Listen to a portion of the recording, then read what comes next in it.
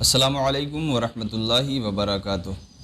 اعوذ باللہ من الشیطان الرجیم، بسم اللہ الرحمن الرحیم، نحمدہ ونصلی علی رسولہ الکریم وعلیہ الطیبین الطاہرین، اما بعد فقد قال ابا عبداللہ الحسین علیہ الصلاۃ والسلام هل من ناصر ینصرنا۔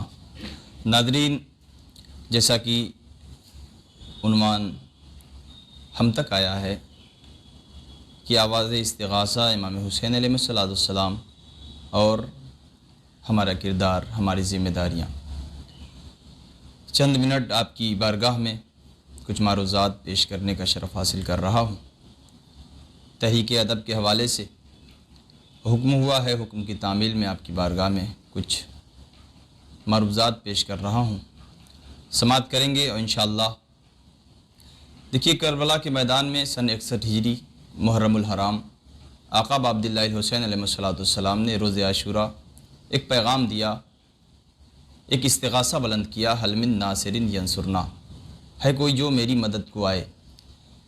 اس سے ذرا قبل آپ آ کر دیکھیں تو اس حدیث مبارکہ کا، اس استغاثے کا مفہوم آپ کے ذہن میں آ جائے گا کہ جب یہ قافلہ مکے سے چلا تھا تو تقریباً آقا ابا عبداللہ الحسین علیہ السلام کے ساتھ 500 افراد مکے سے چلے تھے، جو لبیک یا حسین کی آواز بلند کرتے ہوئے آقا ابا عبداللہ الحسین علیہ السلام تک پہنچے تھے۔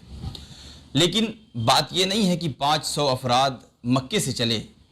تاریخ نے اپنے دامن میں جگہ دی کہ کربلا کے میدان میں صرف اور صرف 72 شہید، حالانکہ تعداد کے اعتبار سے اختلاف ہے، مجھے اس زاویے پہ نہیں جانا ہے، مگر جو بات ہے میں آپ کی بارگاہ میں عرض کرنا چاہتا ہوں۔ استغاثہ کا اہم مفہوم کیا تھا جو آقا ابا عبداللہ الحسین علیہ السلام نے کربلا کے میدان میں آواز بلند کی، اس کا مفہوم، اس کا منظر اور پس منظر کیا تھا؟ جب آقا حسین مکے سے روانہ ہوئے تو 500 افراد لبیک یا حسین کی آواز بلند کر کے آقا حسین کے ساتھ تھے۔ لیکن عزیزان محترم، اہم جو ہماری ذمہ داری ہے، ہمارا اخلاق و کردار کیا ہے، جو اس استغاثے کے زیر مفہوم بیان کرنا چاہتا ہوں۔ کہتے ہیں کہ جب یہاں سے 500 افراد چلے تو جگہ جگہ پر آقا حسین علیہ السلام نے قافلے کو روک روک کر خطبہ ارشاد فرمائے۔ تمام خطبات میں اس کا جو مفہوم تھا، جو منظم طریقے سے آقا حسین علیہ السلام چاہنے والوں تک پیغام پہنچا رہے تھے۔ 500 افراد میں ایک جگہ رک کر آقا حسین خطبہ دے رہے تھے کہ جس کی گردن پر حقوق الناس ہے وہ چلا جائے، اور آگے بڑھے، خطبہ ارشاد فرمایا تو وہاں پر فرمایا کہ جو اس میں غیبت کرتا ہو وہ چلا جائے۔ پھر آقا ابا عبداللہ الحسین علیہ السلام نے جگہ جگہ جتنے بھی خطبات ارشاد فرمائے ہیں ان میں الگ الگ مفہوم بیان کیا تھا۔ کیا پہلے خطبے میں کہا جس کے اوپر حقوق الناس ہے وہ چلا جائے، جس کے پاس حقوق العباد ہے وہ چلا جائے، جس کے سر پر باقی ہے، جو غیبت کرتا ہے وہ چلا جائے، جو چوری کرتا ہے وہ چلا جائے۔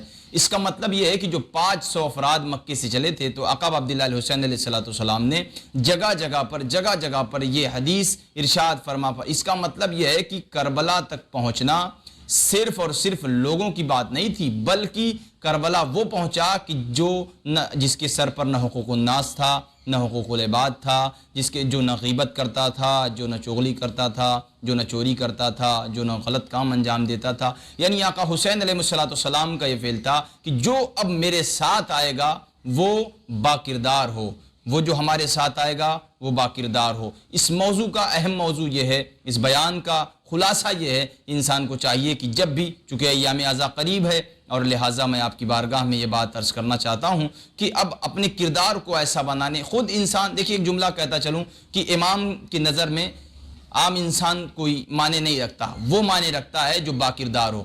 آپ ہر وقت امام کو خط لکھ کر بلا رہے ہیں، امام آ جائیے، امام آ جائیے، امام آ جائیے، بات یہ نہیں ہے کہ آپ آ جائیے خط لکھ رہے ہیں، بات یہ ہے کہ اپنا کردار کو آپ ایسا بنائیں کہ امام خود آپ کو خط لکھیں کہ آپ آ جائیں۔ اس جیسا کہ آپ نے دیکھا کربلا کے میدان میں آقا حسین نے کسی کو خط نہیں لکھا، مگر ہاں جسے لکھا اسے الی رجل الفقیہ کے نام سے، یعنی جناب حبیب ابن مظاہر کے نام سے جانا پہچانا جاتا ہے۔ آقا حسین علیہ السلام نے انہیں آواز دی، خط لکھ کر بلایا، یعنی اپنے کردار کو آپ انسان ایسا بنائیں۔ اب عزیزان محترم، آئیے عاشور کے روز دیکھیے، شب عاشور مولا امام حسین علیہ السلام نے چراغ گل کر کے فرمایا جس کو جانا ہے وہ چلا جائے۔ لیکن ایک بات، جو کربلا کی جنگ ہے وہ انفرادیت کس بات پہ رکھتی ہے؟ حالانکہ تاریخ نے عجیب انداز میں رقم تراش کیا کہ جو مدینے کے اندر جب آقا رسول اسلام جنگ کرنے کے لیے جاتے تھے تو اس میں شرط یہ تھی وہ جنگ کرنے کے لیے ساتھ چلے گا کہ جو مسلمان ہو، جو ایمان لا رہا ہو. لیکن عزیزان محترم کربلا کے میدان میں اسلام کوئی معنی نہیں رکھتا تھا، معنی اخلاق و کردار رکھتا تھا. اسی لیے عزیزان محترم مولا کے ایسے سے چاہنے والے تھے وہب قلبی جو ہمارے سے تعلق نہیں رکھتے تھے، مگر آقا حسین علیہ السلام کی نظر میں ان کا کردار پائے تکمیل تک پہنچا تھا. لہٰذا آقا حسین علیہ السلام نے جناب وہب قلبی کو کلمہ پڑھا کر اپنی صف میں داخل کیا. کیوں؟ اس لیے آقا حسین چاہتے ہیں کہ ہمارے پاس جو آئے، ہماری ذمہ داری یہ ہے کہ اس محرم الحرام میں اس استغاثے کا مفہوم انسان سمجھے. اب عزیزان محترم شب عاشور مولا حسین علیہ السلام نے چراغ گل کر کے فرمایا جاؤ، چلے جاؤ، جس کو جانا ہے وہ چلا جائے.